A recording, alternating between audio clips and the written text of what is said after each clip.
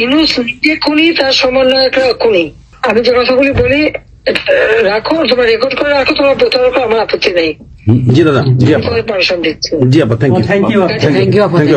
Design করে সে মানুষ হত্যা করে মানুষের লাশের উপর পা দিয়ে সংবিধান লঙ্ঘন করে অবৈধভাবে তারা ক্ষমতা আসছে। মানে এদের অত্যাচারে সারা দেশ জর্জরিত। এদের কৃষক, শ্রমিক, কত শ্রমিক বেকার হয়ে গেছে। শ্রমিক আন্দোলন করছে, সাথে সাথে গুলি করে দুজনকে মেরে ফেললো গার্মেন্টস শ্রমিক। চাকরির বয়স নিয়ে আন্দোলন করে যমুনার সামনে যাওয়ার সাথে গুলি করলে একজন মারা গেল, তাদেরকে পিঠে তাদেরকে উঠাই দিল। ওই 7ই জুলাই থেকে এই ছাত্ররা যখন আন্দোলন করে 14 জুলাই পর্যন্ত এই অগ্নিসংযোগ এগুলি না হওয়া পর্যন্ত কারো গায়ে একটা টোকাও পড়েনি। ইচ্ছা মতো সব আসছে বসছে, আমরা তো কিচ্ছু করতে দেয়নি। পুলিশের কাছে কোনো মেটাল বুলেট ছিল না, পুলিশের কাছে কোনো মেটাল বুলেট ছিল না। নির্দেশ দিয়েছে কোনো গুলি করবে না। পুলিশ ব্যারিকেড ইচ্ছা মতো আন্দোলন করছে। আমরা তো শুরু থেকে তো অনেক কিছু করা যেত, আমরা তো করিনি কিছু। কারণ আমি বলছিলাম যেটা তো কোটা তো ছিলই না। 11 জুলাই থেকে তো কোটা স্থগিত হয়ে গেছে, কোটা তো আমি বাতিল করে দিয়েছি, আর কোটা আমরা নিয়ে গেছি। যেখানে কোটাই নাই, তা আন্দোলনটা কিসের জন্য ছিল? তারপরে আমাদের মন্ত্রীরা বসলো, তাদের সাথে সব দাবি মানা হলো। দাবি মানার পরে আবার এক দফা সেখানে খুন করো, এই তো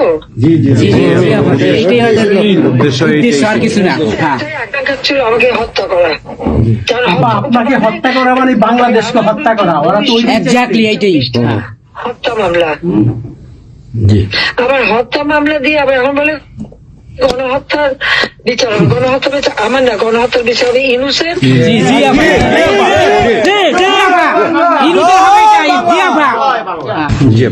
এই সমস্ত খুনের দায় দায়িত্ব ইউনূসকেই নিতে হবে, আর তার ওই সমন্বয়করা। সে যে হত্যার সঙ্গে জড়িত প্রমাণ পাওয়াই যায়। সে যত জঙ্গিদেরকে ছেড়ে দিল, হলি অটিজমের মতো ঘটনা ঘটলো, তাকে 21 আগস্ট গ্রেনেড হামলায় আসামি তাকে এবং অন্য যত জঙ্গি ছিল সবাইকে সে মুক্তি দিয়ে দিয়েছে। কারণ এই জঙ্গিদের সাথে তার একটা যুক্ত ছিল, তার একটা সংযোগ ছিল। কাজে বাংলাদেশটাকে সে একটা জঙ্গির দেশ হিসেবে পরিণত করতেছে। আজকে সাধারণ মানুষের অবস্থাটা কি দেখো, সাধারণ মানুষ আজকে খেতে পায় না, পড়তে পায় না। মানুষ তো এখন বলে যে আগের সরকারই ভালো ছিল, শেখ হাসিনার সরকারই ভালো ছিল। 97,000 কোটি টাকার বাজেট, কয়লা কেনা, এলএনজি কেনা, ডিজেল পেট্রোল কেনা, খাবার সবকিছু ব্যবস্থা করা, সারের জন্য সার কেনার সব ব্যবস্থা করে আসছে। যে এলএনজি আমার সময় যখন বাজারে 10 টাকা, আমরা সেটা 9.93 দামে কিনলাম। সেই 9 টাকা 9 পয়েন্টের যেটা কিনা সে 14 তোমার 5 একটা, আর 14.65 এই দামে কিনলো। ডাবল দামে সে কিনতে গেল কিসের জন্য? এখন তো বাজারের দাম আরো কমছে। শেয়ার মার্কেটে টাকা উধাও, ব্যাংকে টাকা নাই, ব্যাংকের টাকা উধাও, গেল কোথায়? আমেরিকা। 20 লক্ষ মেট্রিক টন খাদ্য আমি রেখে আসছি। 1 কোটি পরিবারের জন্য টিসিবির কার্ড দিছি, মাত্র 30 টাকা কেজিতে তারা চাল কিনতে পারবে এবং ডাল, তেল, গম কিনতে পারবে। সেই ব্যবস্থা করে আসলাম সস্তায়। 43 লক্ষ মানুষকে বাদ দিছে সেখান থেকে। কেন দিল? আওয়ামী লীগের সরকার করছে, বাদ দিতে আওয়ামী লীগের। তার মানে তুমি আরেকটা চেষ্টা করো, 43 লক্ষ আওয়ামী লীগ পেল, তখন তো 1 কোটি ছিল, বাকি তো অন্য দলের। আওয়ামী লীগ তো দল দেখে নাই, আওয়ামী লীগ দেখছে যারাই আবেদন করছে তাদেরই দিয়েছে, সে যে দলমত নির্বিশেষে সবার জন্য।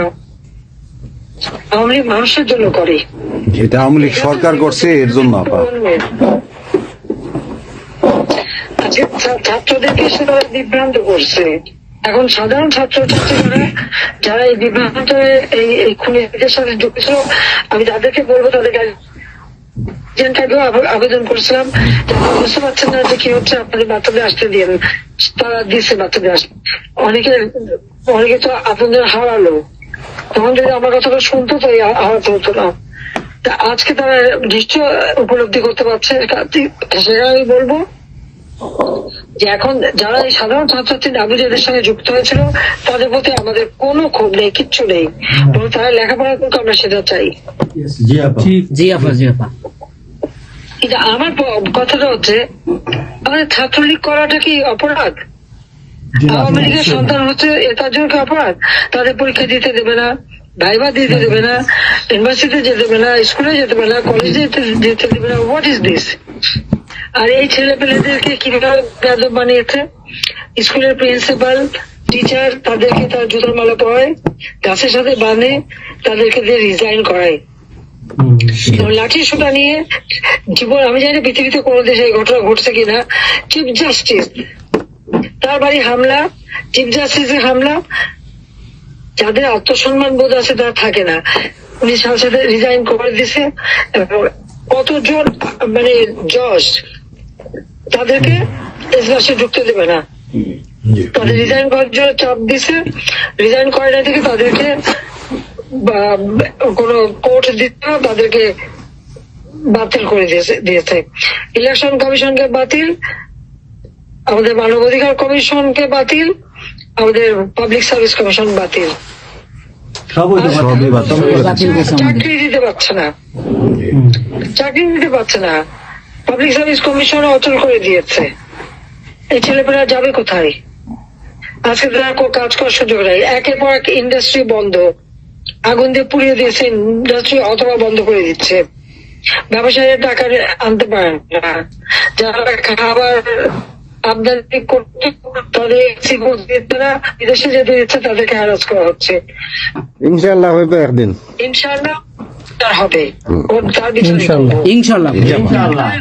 আপা 152 জন সমন্বয়কের মধ্যে ওর বিচার আমি করব। একজনকেও কিন্তু গুলি করা হয় নাই বা কেউ গুলিবিদ্ধ হয় নাই, গুলিবিদ্ধ হয়েছে সাধারণ জনতা। তার মানে ওরা মারছে এগুলোকে। ইন্ডেমনিটি দিয়েছিল জি 15 আগস্ট হত্যাকারীদের। পুলিশ আমি বলছিলাম বিচার করবো, আমি বিচার করি নাই, করছি ইনশাল্লাহ।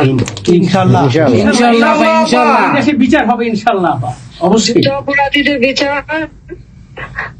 জাতির বিচার শুরু করেছিলেন, জিয়াউর রহমান এসে সে বিচার বন্ধ করে দেয়। এই যুদ্ধ অপরাধীদের উপদেষ্টা বানায়, মন্ত্রী বানায়, প্রধানমন্ত্রী বানায়। খালেদা জিয়া তাদেরকে মন্ত্রী বানায়, জি জি এরশাদ তাদেরকে এমপি বানায়, আবার বানায় কি বলে রাজনীতি করার সুযোগ দেয়, রাষ্ট্রদূত করছে, রাষ্ট্রপতি পদে প্রার্থী করে। খালেদা জিয়া ভোট চুরি করে এই খুনিদেরকে পার্লামেন্টে বসায় রচিত্রে। আমি বলছিলাম আমি বিচার করবো, আমি বিচার করতে পারছি, আল্লাহ আমাকে সেই সুযোগ। ইনশাল্লাহ। জয় বাংলা, জয় বাংলা। হ্যাঁ। এই ছাত্র হত্যার জন্য, জনগণ হত্যার জন্য, পুলিশ হত্যার জন্য আওয়ামী লীগের নেতাকর্মী এবং মাইনরিটি, হিন্দু, বৌদ্ধ, খ্রিস্টান কেউ বাদ যায় নাই। ঠিক, জি আপা। এটাই গণহত্যা। আক্রমণ করছে, হিন্দুদের বাড়ি ঘর মন্দির ভাঙছে, বুদ্ধিস্টদের প্যাগোডা ভাঙছে, সেখানেও তাদের ছেলেদের হত্যা করছে সেই খাগড়াছড়ি এবং রাঙামাটিতে। প্রত্যেকের উপরে এরা হামলা করছে, করে করে তাদেরকে মারছে। মাইনরিটিদের উপরে যে অত্যাচার। আবার দাবি উঠায় কি ইসকন নিষিদ্ধ করতে হবে, আর সংবিধান থেকে সেকুলার শব্দ বাদ দিতে হবে। কেন বাদ দিতে হবে? এই সংবিধান জাতির পিতা দিয়ে গেছেন, এটা লাখো শহীদের রক্তের বিনিময়ে পাওয়া। জি জি এদের কলমের কচু জিয়াও এটাকে নিয়ে খেলছে, এসবও করছে, খালেদা জিয়াও করছে, কিন্তু আবার আমরা সেই সংবিধান ফিরিয়ে এনেছি, মানুষের অধিকার আমরা নিশ্চিত করেছি। এবং এই সংবিধানেরই 7ম অনুচ্ছেদের গ, অবৈধভাবে অনির্বাচিত কোন কেউ যদি ক্ষমতা চায় তাহলে তার বিচার হবে। এবং ইউনূস তার কোন সাংবিধানিক ভিত্তি নাই, সে অসাংবিধানিক ভাবে অবৈধভাবে ক্ষমতা দখল করছে। ইনশাল্লাহ তার বিচার ওই সংবিধান মোতাবেকই হবে এবং তার ওই চালা চামুন্ডা যে করার সাথে আছে আর উপদেষ্টা এবং সমন্বয়কারী সবকটার বিচার বাংলা মাটিতে হবে। জয় বাংলা। ঘুষখোরের কোনো জায়গা নাই বাংলাদেশে আপা। জি আপা। আজকে সারা দেশের মানুষ হাহাকার, জি জি আমার জীবনের নিরাপত্তা নাই, যে কোনো ঘরে ঢুকতেছে অমনি তাদেরকে খুন করে, লুটপাট করে। ডাকাতি হইতেছে, চুরি হইতেছে। এই ছাত্র নামদারিরা এমপি হোস্টেলে যে সব তালা ভাঙছে, সব লুট করছে, মন্ত্রীদের বাড়িতে তালা ভাঙছে, লুট করছে, আমাদের প্রত্যেকের গণভবন থেকে শুরু করে সবই তো লুট করছে। এবং ইউনুস নিজেই তো গণভবনে গেছিল লুট করতে। ছবি দেখো না?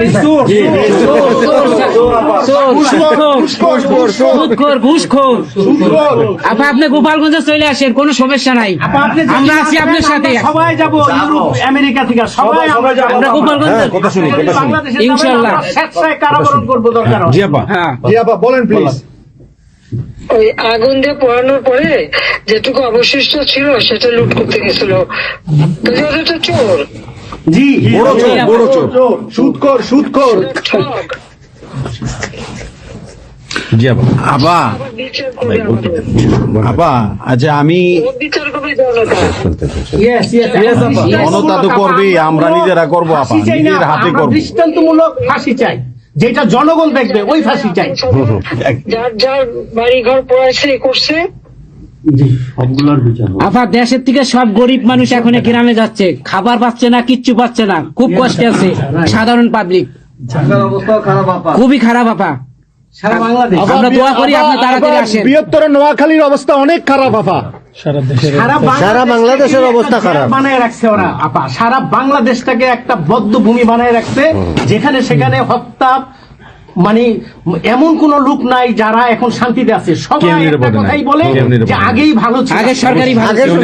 আমরা ভুল করেছি আপা, এই কথা সবাই বলে। সবাই অনুতপ্ত আপা। আপনি বলেন জি আপা প্লিজ, প্লিজ বলেন আপা প্লিজ। প্রত্যেকটা জায়গায় তো এইভাবে। এবং এখন আবার সে ওই একটা পদক্ষেপ নিচ্ছে,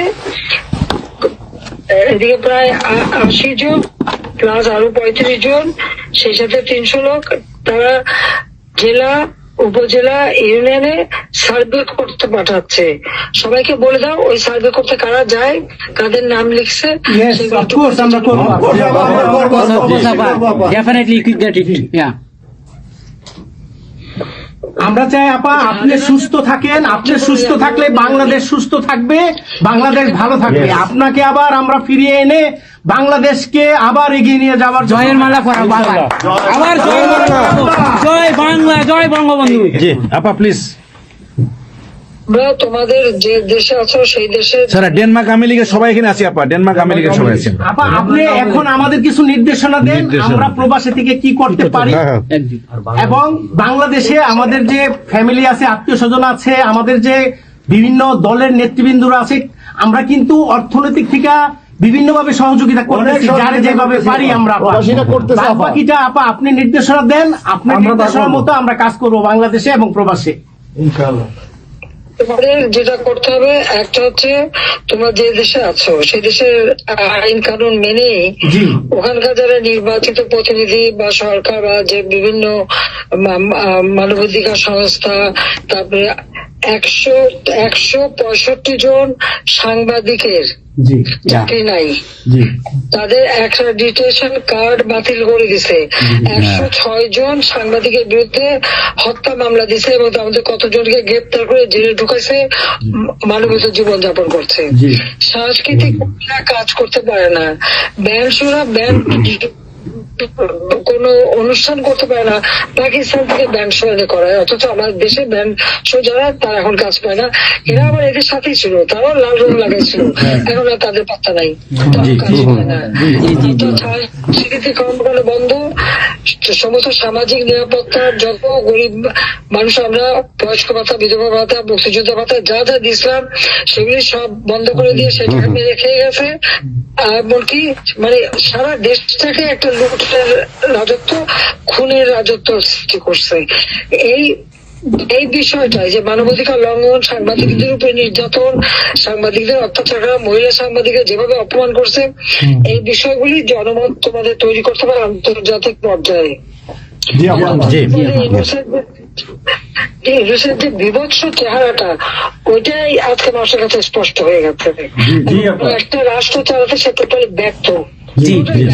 এই জিনিসগুলি কি আপা